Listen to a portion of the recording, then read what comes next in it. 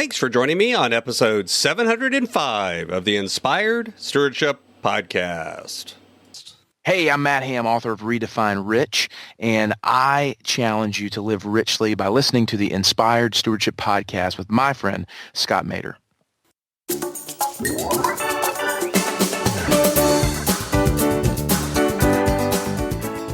So what can we do to actually make this the best it can be? What can we do to be intentional about setting this virtual environment up in a way that works? And the key is that word, intentionality. The key is to sit down and actually review what's going on in your money, to be both setting a plan in place and tracking against that plan to see what happened. Welcome and thank you for joining us on the Inspired Stewardship Podcast. If you truly desire to become the person who God wants you to be, then you must learn to use your time, your talent, and your treasures for your true calling. In the Inspired Stewardship Podcast, you will learn to invest in yourself, invest in others, and develop your influence so that you can impact the world.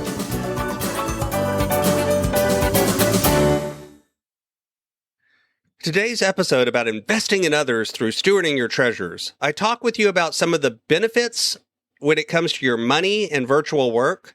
I share some of the money disadvantages that comes from virtual work, and I share what you can do to make it the best it can be. As we talk about stewarding your treasures, wouldn't it be great if you could support this podcast and do it without costing yourself an extra dime? Turns out you can. All you have to do is use inspiredstewardship.com/Amazon when you're ready to make a purchase via Amazon, and a small commission will come back to support the show. If you enjoy the show when you're ready to buy from Amazon, just use inspiredstewardship.com/Amazon. All week we've been talking about how working in this virtual environment changes the things that we do. It changes what things look like for us. And today we're going to focus in on how it changes our money. You know, when we talked earlier this week on about productivity and time, we talked about how there's sort of a double-edged sword. There's both a good and a bad side to this virtual environment that many of us are operating in today. And the same thing happens with money as well. There are both benefits to it and as well as challenges to it when it comes to our money and the virtual environment. You know, telecommuting has been around for a long time. And when companies look at it, of course, they look at this kind of productivity versus cost benefit. They look at it from the point of view of, are they continuing to get the work that they need from their employees in a way that saves money for the company? But when we look at it for ourselves as individuals, we should actually think about the same sort of things, the same sort of benefits and costs that it can take us. And it is a money benefit, but it's also a time benefit because there is a value, a monetary value to how we spend our time. And so one of the obvious things that happens is when we work from home, from a money environment, we lose some of the expenses that we might have had if we were going into an office. The simple and most obvious one is around commuting, right? We don't have to spend as much time in the car. We don't have to spend wear and tear on our car. We don't have gas that we're spending to drive into work. And even if it's a 5-minute or 10-minute or 15-minute commute, that adds up over time. But then we also have, from a money perspective, we can save money on some clothing, as an example, because we're working from home more often. We may not have to wear the same clothes that we would wear going into the office. That's not to say that you should just dress in sweatpants and a t-shirt every day if you're working, but you do want to recognize that the clothing needs that you have may be slightly less demanding. When it comes to how we spend our money on meals, because we're not leaving the house, we can cook from home a little easier. We don't have to spend as much on going out to eat and the other things that come along with that. So obviously, there are direct benefits to our money working in a virtual environment. I've seen this working with folks today where we've had to reset their budget for certain categories around food and around gas and maintenance of the car and clothing and other areas because this new work from home environment created some savings for them. But the truth is, I've also noticed that it creates disadvantages that affect our money too. For one thing, we can really have our work and our personal life blend together in a way that sometimes isn't healthy, that sometimes causes us to spend money in ways that we wouldn't before, because psychologically we begin to get exhausted, we begin to get tired, we lose our willpower in a way that we didn't do when we were working in an office environment. It's so easy to just click open another tab on your computer at home and buy something from Amazon. It's so tempting to see those things and order the things that you need in a way that you wouldn't have done in the work environment. Because you're home, those temptations sometimes end up being closer than they would have been in the office. The other thing that happens to us when we work from home that can be a disadvantage when it comes to our money is we can have some challenges around actual technology and infrastructure and needs to have a good work from home environment.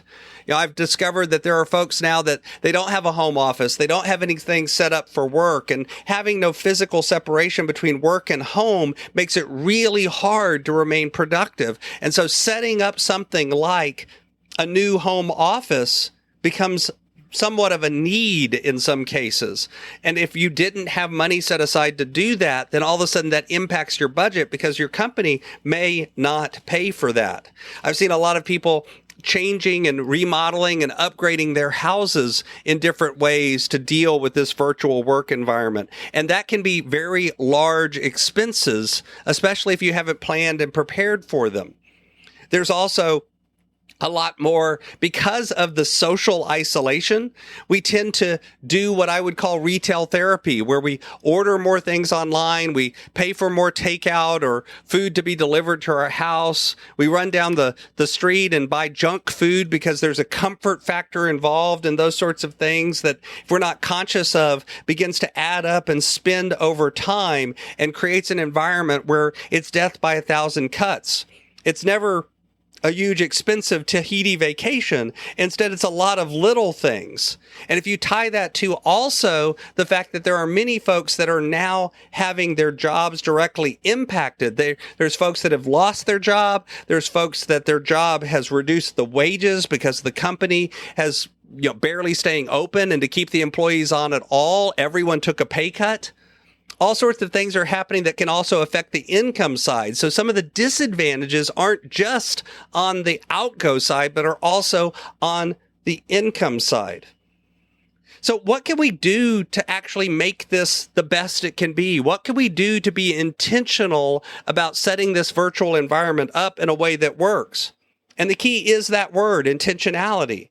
The key is to sit down and actually review what's going on in your money, to be both setting a plan in place and tracking against that plan to see what happened. Because the truth is, if you spend every dollar and you don't ever pay attention to what's happening, inertia kicks in. It's so easy to just keep doing what you've been doing, and then you keep getting what you've been getting. And the truth is, the only way to make a change is indeed to make a change.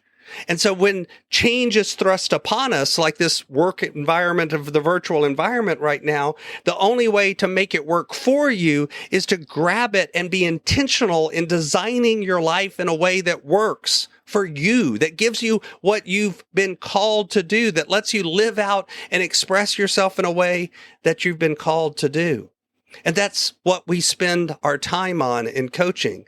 So it doesn't matter whether it's this challenge or a different challenge that you're facing.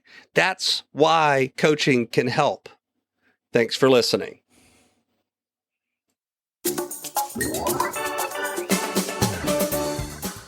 Thanks so much for listening to the Inspired Stewardship Podcast. As a subscriber and listener, we challenge you to not just sit back and passively listen, but act on what you've heard and find a way to live your calling. If you like this episode on the stewardship of treasures, you can sign up for our treasures tips by going to inspiredstewardship.com/treasures or text in the US 44222 treasures tips. And we'll send you 5 weeks of our best tips on stewarding your treasures. Until next time, invest your time, your talent, and your treasures. Develop your influence and impact the world.